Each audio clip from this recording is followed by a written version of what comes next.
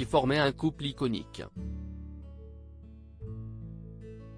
Stone et Chardin ont connu un immense succès dans les années 70 avec leur tube Made in Normandie et l'Aventura.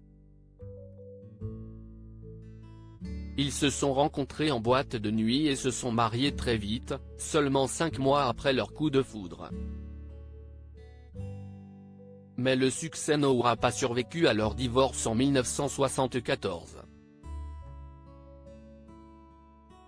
Dans le documentaire Archives secrètes, Le temps des amours, diffusé en septembre dernier sur France 3, Stone était revenu sur cet épisode. On s'est mis en ensemble très jeune.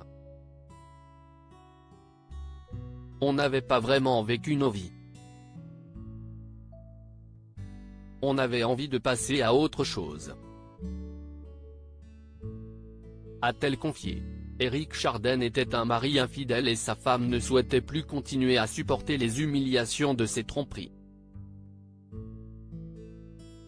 Le divorce à l'amiable met fin à leur collaboration sur scène, mais pas à leur relation.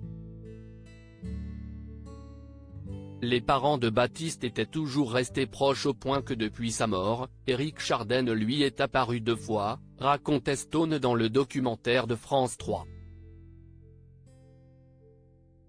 Le fils de Stone et Chardin est un ex de Julie Gaillet. Il a succombé pour Julie, écrit Stone dans son autobiographie Complètement Stone publiée en 2017, une jolie blonde du 8e arrondissement et qui va rester un flirt pendant des années.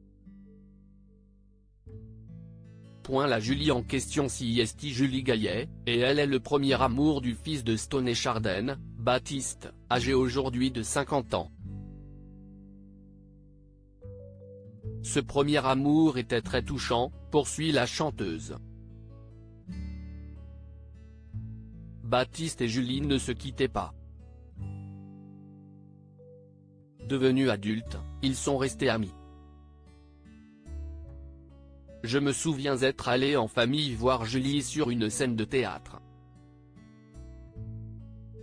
Quand ensuite elle a joué au cinéma, elle n'a pas changé pour autant, toujours aussi charmante.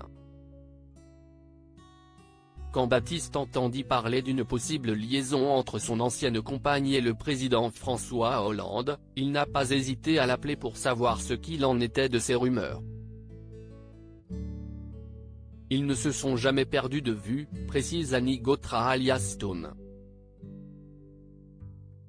Une fidélité aux amis de jeunesse qui honore l'actrice productrice.